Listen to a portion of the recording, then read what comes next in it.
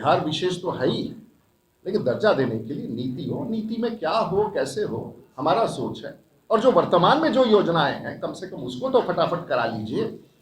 और मेरा ऐसा मानना है कि निवेश विशेष राज्य का दर्जा का मतलब ही होता है कि आपको निवेश चाहिए। आज नीति आयोग जो पूरे भारत को चिन्हित करता है कि कौन प्रगति के रास्ते पर कहाँ है। नमस्कार, आप देख रहे हैं लाइव सिटीज़। मैं हूं आपके साथ शिवम। विशेष राज दर्जे की मांग को लेकर इन दिनों बिहार की जो सियासत है वो काफ़ी ज़्यादा तेज है। आपको बता दें कि एनडीए की अगर हम बात करें तो एनडीए में जहां एक तरफ जेडीयू लगातार यह मांग कर रही है कि बिहार को विशेष राज का दर्जा मिलना ही चाहिए, वही बीजेपी का इस पर साफ तौर पर कहना है कि जब केंद्र सरकार बिहार को हर एक मदद कर रही है तो बिहार को विशेष राज के दर्जे की ज़रूरत नहीं है। आपको बता दें कि भाजपा के सांसद राजीव प्रताप रूडी ने भी जेडीयू की इस मांग पर करारा जवाब दिया है। और क्या कुछ कह रहे हैं भाजपा के सांसद राजीव प्रताप रूडी, पहले आप वो सुने। बिहार विशेष तो है ही, लेकिन दर्जा देने के लिए नीति हो, नीति में क्या हो कैसे हो हमारा सोच है। और जो वर्तमान में जो योजनाएं हैं कम से कम उसको तो फटाफट करा लीजिए। बिहार में एनडीए का भविष्य बहुत ही मजबूत है। हमारे माननीय मुख्यमंत्री जी के नेतृत्व में बहुत ही अच्छा सरकार चल रहा है। और बिल्कुल है, आंतरिक रूप से कुछ विमर्श होता है, विमर्श को पॉलिटिकली इंटरप्रेट करना उचित नहीं होगा।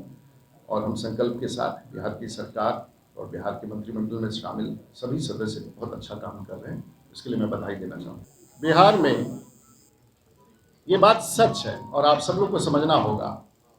और मैं फिर दोहराना चाहूँगा, मुझे न 15 साल तक लालू जी की सरकार पर कोई आपत्ति है। जो भी था जैसा भी था उन्होंने चलाया, कोई टिप्पणी करने से फायदा नहीं। उसके बाद 15 साल तक माननीय नीतीश कुमार जी अपनी तरफ से उन्होंने खूब प्रयास किया, अच्छा काम किया, कोई टिप्पणी नहीं। लेकिन तमाम प्रयास के बाद भी आज नीति आयोग जो पूरे भारत को चिन्हित करता है कि कौन प्रगति के रास्ते पर कहां है, पता नहीं क्यों आज नीति आयोग ने बिहार को सबसे पिछड़े राज्य की श्रेणी में रखा। राजस्थान बाहर निकल गया, मध्य प्रदेश बाहर निकल गया, बाकी विकसित जो राज्य थे, आज तमिलनाडु देश का सबसे विकसित राज्य है, महाराष्ट्र आगे निकल गया। लेकिन जब कोई प्रतिवेदन में, और वो सक्षम प्रतिवेदन है, अगर किसी राज्य को पिछड़ा घोषित किया जाता है तो मेरी समझ है, मैं बहुत बड़ा विशेषज्ञ नहीं हूं, बहुत बड़ा जानकार नहीं हूं, मेरी समझ है कि निवेश से विकास नहीं हो जाता है। निवेश किस प्रकार से किया जाए और किस क्षेत्र में किया जाए और कैसे किया जाए और क्या लक्ष्य है, क्या सोच है, क्या विजन है, अगर उसके साथ उसको आप नहीं जोड़ेंगे तो उसका राज्य को फायदा नहीं हो पाएगा।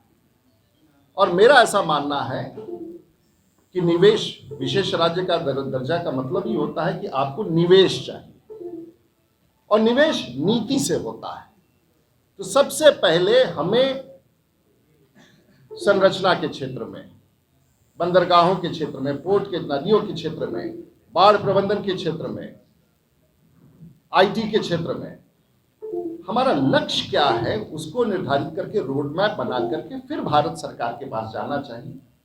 और अगर मैं मान लीजिए, ये बहुत ही महत्वपूर्ण प्रेस कॉन्फ्रेंस आपने बना दिया, मान लीजिए कि अगर बिहार सरकार सहमति दे देती है कि अंतर्राष्ट्रीय पहला ग्रीनफील्ड हवाई अड्डा बनेगा, माननीय मुख्यमंत्री जी से मेरा आग्रह भी रहता है, तो सीधे 8,000 करोड़ रुपया बिहार में चला आएगा।